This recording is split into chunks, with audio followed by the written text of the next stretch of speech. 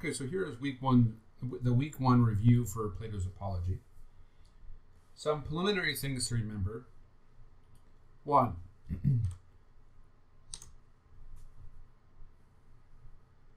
Sorry about that. Slagging a little bit. There you go. Plato wrote the Apology as a record of Socrates' speech at his trial. Recall that the word apology means defense in this context. He claims that as Plato claims to have been an eyewitness at the trial. The jury was very large, being comprised of 501 members. One of you asked, why was that again, that it was so large? And you have to remember here that the Athenians saw large juries as being more democratic, more participation in the legal process. And the jury was responsible for conviction and sentencing. So that's some preliminary things. Let's move on to some important passages in week one's reading. At the very beginning of the speech, Socrates takes pains to point out that though his accusers are persuasive, good speakers, they do not speak the truth. He says, quote, "I do not know, men of Athens, how my accusers affected you. As for me, I was almost carried away." Sorry about that. I left the word out, as I have a tendency to do. "In spite of myself. So persuasively did they speak, and yet hardly anything of what they said is true." And here you want to take note that Socrates immediately introduces the distinction between true speaking and speaking well, or speaking the truth and speaking well. It's going to be important for later. He goes on to say that he is not an accomplished speaker, unless, of course, quote, "they call an accomplished speaker the man who speaks the truth." And what you want to take away from this, I think, or begin to take away, is that Socrates is always concerned with definitions, with what things actually are, not mere appearances. Okay, so having made clear that he's not an accomplished speaker, Socrates asks the jury's understanding with regards to his manner of speaking. He says, "One thing I do ask and beg of you, gentlemen.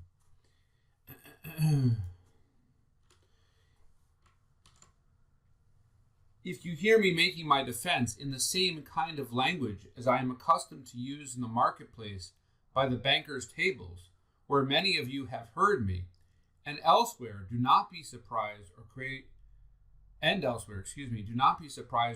disturbance on that account. The position is this. This is my first appearance in a law court at the age of 70. I am therefore simply a stranger to the manner of speaking here. Just as if I were really a stranger, you would certainly excuse me if I spoke in that dialect and manner in which I had been brought up. So too my present request seems a just one, for you to pay no attention to my manner of speech, be it better or worse, but to concentrate your attention on whether what I say is just or not. For the excellence of a judge lies in this, as that of a speaker lies in telling the truth." So here, you want to take note of the fact, and there's a lot here. First, notice Socrates says that many of them have heard him speak and know him, having heard him in the marketplace. So you have to kind of take in how local this whole thing is, right? Remember, Athens is a city-state, a polis. So the reality of the matter is that a lot of these people know him in the jury. And when he's done conducted these philosophical discussions, he's done it right in the middle of the marketplace, right in the center of town. He asks their understanding, insofar as he has not spoken in court before. And then he indicates, lastly, what he thinks it is to be a judge or a speaker, respectively, or how a judge ought to be and a speaker ought to be. He says the judge should pay attention to what the speaker says is just or not. Let me say that again. I'm sorry. So the judge should pay attention to the speaker, trying to determine what the speaker is saying is just or not. And for the speaker ought to tell the truth. So he's given what the purpose or the aim of those two roles are. He then indicates that there are two sets of accusers, earlier and more recent. Now, these earlier accusers had said, quote, that there is a man called Socrates, a wise man, a student of all things, in the sky and below the earth, who makes the worse argument the stronger. Now, it's important to understand, as I mentioned, I think, in one of last week's videos, when they refer to him as, quote, a student of all things in the sky and below the earth, what they're seeking to do is lump him together with the natural philosophers, sometimes called the physicists. In doing so, they make an implicit charge of atheism, insofar as these ancient scientists were generally seen as atheists. By saying that he makes the worse argument the stronger, these earlier accusers sought to paint Socrates as one who did not care about the truth, rather that he only cared about winning an argument for its own sake, to be boastful, to exalt himself above others, put himself above others. So he wants, and then he says he wants to start with these earlier accusers because the audience, the jury, has heard their accusations for years. I mean, since they were like young kids, and so he figures that because they were so young and impressionable when they started hearing these accusations, he needs to start there first, because that's where all the other accusations stem from. Okay. Now, some of you had asked, why did they let him speak as long as they did, et cetera, et cetera. And on page 24, we see Socrates say, I must obey the law and make my defense. So the thing here is that when in making his defense, his apology, as it were, he's obeying the law. This is what the law requires him to do. Then he states the earlier accusation, restating part of what he's already said and then adding something else to it. And he says that earlier accusation, Socrates says, goes something like this. Socrates is guilty of wrongdoing in that he busies himself studying things in the sky and below the earth. He makes the worse into the stronger argument, and he teaches these same things to others. So, from this earlier accusation, he says, arose the later accusations. Now, with respect to this last piece here, he teaches these same things to others. He really wants to point out that he never intended to be a teacher. He doesn't even consider himself one. He doesn't take money for teaching.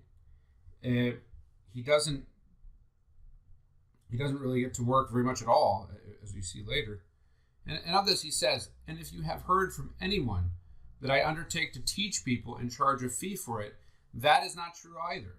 Yet I think it a fine thing to be able to teach people, as Gorgias of Leondini does, and Prodicus of Chios, and Hippias of Elis. Now in relation to that, you want to pay attention to the footnote, by the way, on page 24. Because there, the editor makes clear that these three men were well-known sophists. And the sophists were excellent speakers. They were rhetoricians, people who use their words, who are fine speakers, who do speak in courts and before crowds. And they would charge money to teach young men how to speak well. But their primary concern wasn't philosophical. It was merely speaking well. And so this is an important distinction to draw between Socrates and these other folks. Now, what does Socrates say caused his reputation? He says, a certain kind of wisdom caused it. That's from page 25. And then he goes on to give an account how Chaerephon went to the oracle at Delphi and asked if anyone was wiser than Socrates.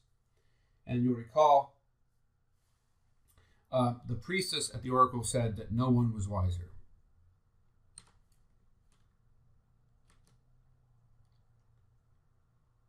Now, recounting his thought process at the time, when he learns of this, Socrates says, "Whatever does the god mean? What is his riddle? I am very conscious that I am not wise at all. But then, what then does he mean by saying I am the wisest?" Now, some of you in your post to the forum said, "Well, why did he contradict the oracle?" And you should pay close attention to Socrates' question here. What is his riddle? Meaning, the his there refers to Apollo, to whom the oracle was dedicated. And according to their common belief, the priestess spoke on behalf of the god. But when the priestess spoke, she often spoke in riddles. So we should understand here that Socrates is trying to understand how he was to understand the oracle, because the priestess wasn't going to say it plainly. In other words, what's the sense in which he's to take the idea that what's the meaning behind saying that he's the wisest? And of course, added to this, it violated Socrates' sense of modesty to think of himself as the wisest. So, he sought to find someone wiser. And he goes to three groups of people. He goes to the politicians.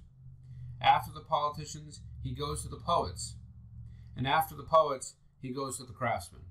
So these are these three groups, which we'll take in turn. The politicians, the poets, and the craftsmen. Now, concerning his discussion with the first politician, Socrates says, quote, "I thought that he appeared wise to many people, and especially to himself, but he was not. I then tried to show him that he thought himself wise, but he was not. As a result, he came to dislike me, and so did many of the bystanders." All right, so this politician obviously had the belief that he knew a thing or two about life. Socrates started to talk to him, and as Socrates questioned him, he realized that the politician really didn't know what he was talking about. And when Socrates tried to point that out to him, it obviously got the politician angry. And some of the people that watched, you can think about how, well, Socrates is, they might have been thinking, Socrates is insulting this noted politician. So when he realizes this, Socrates says about himself and the politician, "It is likely that neither of us knows anything worthwhile, but he thinks he knows something when he does not. Whereas when I do not know, neither do I think I know. So I am likely to be wiser than he to this small extent, that I do not think I know when I do not know." Now that sounds perhaps kind of funny, the way that it's written perhaps.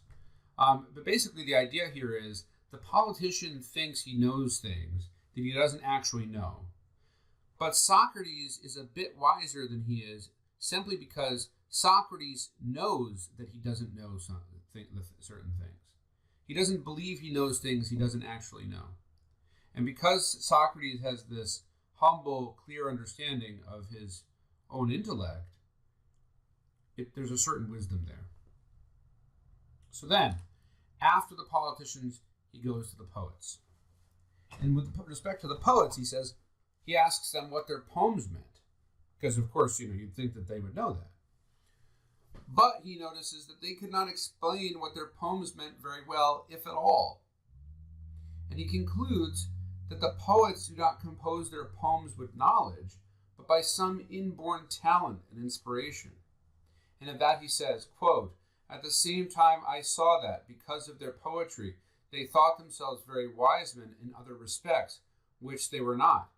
So there again I withdrew, thinking that I had the same advantage over them as I had over the politicians." All right, so we see the same dynamic here. The poets think they know something that they don't, whereas Socrates acknowledges what he doesn't know. So then he goes to the craftsman. And he says, quote, "Finally I went to the craftsman, for I was conscious of knowing practically nothing, and I knew that I would find that they had knowledge of many fine things. In this I was not mistaken, they knew things I did not know, and to that extent they were wiser than I. But, men of Athens, the good craftsmen seem to me to have the same fault of the poets. Each of them, because of his success at his craft, thought himself very wise in other most important pursuits, and this error of theirs overshadowed the wisdom they had, so that I asked myself, on behalf of the oracle, whether I should prefer to be as I am, with neither their wisdom nor their ignorance, or to have both. The answer I gave myself and the oracle was that it was to my advantage to be as I am. So the idea here is he goes to the craftsman, and he knows they're going to know certain things, because obviously craftsmen build things and fashion things that you can see, and they obviously have to know things in order to do that. You know, the architect has to be able to know how to design what is to be built, and the artisan, say someone who makes pottery, has to know how to do that, and you can see the evidence of the craftsman's knowledge in what he's made. But so he says, I see that they did know these things, but I notice that they think that they know other things as well, that have nothing to do with being a craftsman, right? Sorry about that. So, and so they have something, basically the same sort of problem. Now, of course, this investigation makes Socrates very unpopular, right? Because in each of the instances, he's basically questioning the person about what they know, and when they tell him what they know, or they think they know, he shows them why they really don't know it. And that makes them angry, and it makes the people around watching angry. And then Socrates comes to the probable meaning of the oracle. Because remember, he was trying to understand what it meant that the oracle at Delphi had said, the priestess had said. He says, quote, "Finally, I went to the craftsman." Oh, wait, what happened here? I messed something up here. Hold on 1 second. Okay, so, sorry, I realized I had made a mistake in the slide, which should now be corrected. He says, about the probable meaning of the oracle, he says, what is probable, gentlemen, is that, in fact, the god is wise, and that his oracular response meant that human wisdom is worth little or nothing, and that when he says, "This man Socrates," he is using my name as an example, as if he said, "This man among you mortals is wisest, who, like Socrates, understands that his wisdom is worthless." So even now I continue this investigation as the god, and I've put in here seemingly Apollo, because of course that's the god that the shrine or the oracle is dedicated to, bade me, and I go around seeking out anyone, citizen or stranger, whom I think wise. Then, if I do not think he is, I come to the assistance of the god and show him that he is not wise. All right, so Socrates essentially thinks that he is doing the service of doing the divine service here in basically showing people what they don't actually know, a sort of like as though it's intended for him to go around humbling people, which you can kind of see why that would upset people, right? You could also see why you'd be tempted to think he's doing it out of pride. And one of the questions that one has to answer in reading the Apology is whether or not it seems, given his entire conduct throughout the Apology, that he really is doing it out of selfishness or some sort of ego, driven by ego. All right. So, to add to all of this, as he keeps going around and having these philosophical discussions and getting people upset, certain young men, including Plato, of course, when they heard Socrates, begin following him around. And he points out, they did this of their own free will. I didn't make them do this, right? And these youths also begin to question people of Athens, in Athens, just as Socrates did. So now you have a situation in which Socrates is getting them upset by asking them things. But now they see that the young are going around and imitating him. And so this causes another accusation to come against Socrates. That, quote, that man Socrates is a pestilential fellow who corrupts the young, right? There we see that on page 28. He's literally corrupting the youths, the young people of Athens, by his behavior. Now, to sum up, or to end out this particular review, recall that Socrates had questioned three sets of people: politicians, poets, and craftsmen. And down on page 20, toward the end of page 28, he names his accusers, and we'll notice that they come from these particular groups. So we have Meletus, who's from the poets, and Anytus, who speaks on behalf of the craftsmen and the politicians, and Lycon, who speaks on behalf of the orators. All right, so that's week one's review. I hope you enjoy this. I'm looking forward to another good week and another week of good reading and good discussion. All right, take care.